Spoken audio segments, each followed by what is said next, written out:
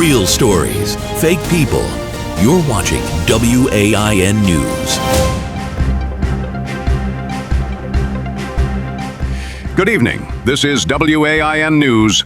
I'm Walter Steele. And I'm Donna Shmeckelstein. Still unclear why we're televising this. The federal government shutdown entered its fourth week today, grounding flights nationwide as unpaid air traffic controllers and maintenance crews try to keep planes moving. The FAA confirmed widespread delays, while Congress confirmed it's monitoring the situation from across the tarmac in a private jet.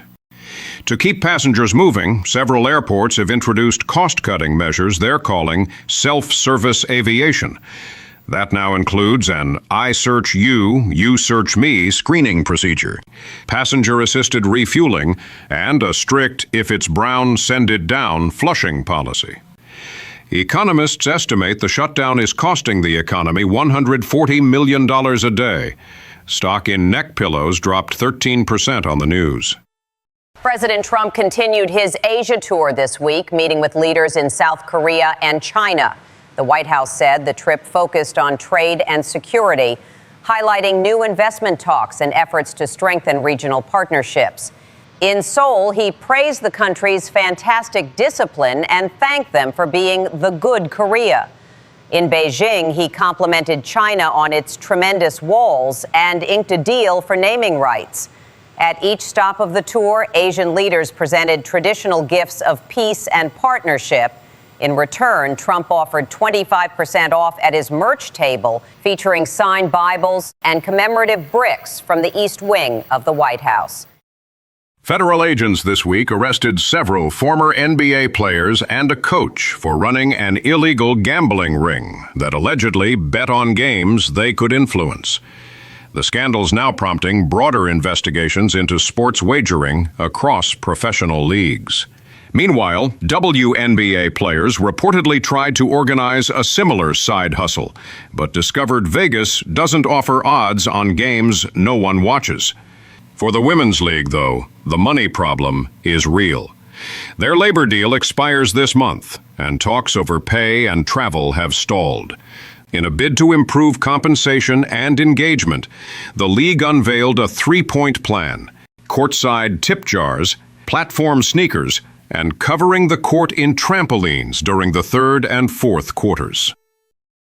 French police say thieves in high-visibility vests and hard hats used a truck-mounted lift to breach the Louvre Museum, stealing royal jewels worth more than 88 million euros. It's the largest art theft in France in more than a decade, and investigators believe the suspects posed as contractors to avoid suspicion. Days later, a copycat crew robbed the Federal Reserve Bank in Chicago using well-crafted disguises to evade detection. Police say they walked out the front door with $33 million in cash and made an escape through a tunnel in the back alley. Downtown Brooksville has been the scene of ongoing protests this week as demonstrators demand new economic reforms. For more, we go live to WAIN's Millie Pickens, who's covering the event. Millie, what are you seeing out there? Good evening, dears. It's a beautiful day for the annual Fall Harvest Parade. Everyone's so spirited, marching, waving signs, and dressed in such coordinated outfits. It's wonderful to see the community coming together. Millie, the Harvest Parade was last weekend. Those are protesters. Don't be silly, Walter. Look at all the lovely floats. Everyone's having such a great time. Those protesters have had Main Street shut down for days. How did you even get there? Oh, I took the bus, dear. It dropped us off right at the start of the parade route. And they even gave everyone a free souvenir. Millie, please be careful out there. And remember, the last bus leaves at 7. Don't worry, dear. I'm sure one of these nice people will give me a ride home. Back to you, Walter. Millie Pickens, always first on the scene, rarely on purpose.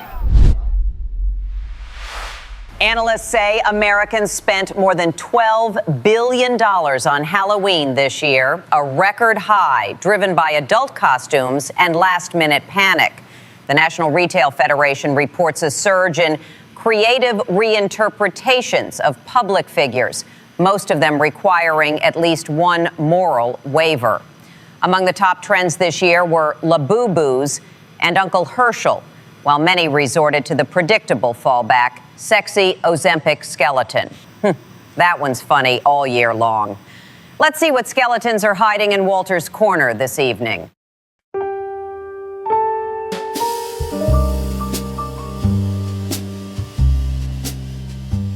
They said Halloween was about pretending. But looking back, maybe it's the one night we get to be honest, to show something we're afraid to share any other day. Maybe it's scary, maybe it's clever, maybe it's the part of you that still wants to be seen. Whether you were a kid in a Superman suit, or a 50-something woman still dressing as a sexy nurse, Walter! For one night, it's a chance to be vulnerable. And we call it a costume so no one has to admit it's true. The rest of the year we wear quieter masks, at work, at dinner, pretending we're not all a little lost. But on Halloween, at least, we got to pick the one that fit. They say the monsters come out once a year. I think they just trade up. Anyway, now that the masks are off, see if anything underneath still fits. We'll be right back. It's been nearly a decade since one quiet moment on a live stream turned Drew Scanlon into Blinking Guy, a permanent shorthand for the internet's disbelief. This week, he streamed for 24 hours straight during a charity gaming marathon, turning his old meme into a new mission, raising more than $1 million for multiple sclerosis research. Inspired by his success, Hide the Pain Herald now hosts a wellness podcast, reminding listeners it's okay to feel. And reportedly, Scumbag Steve has launched an alpha male training camp for at-risk youth. And honestly, after the week I've had, I'd take advice from either of them. That's the news for tonight, folks. I'm Walter Steele. And I'm Donna Shmeckelstein, with the hair you can trust.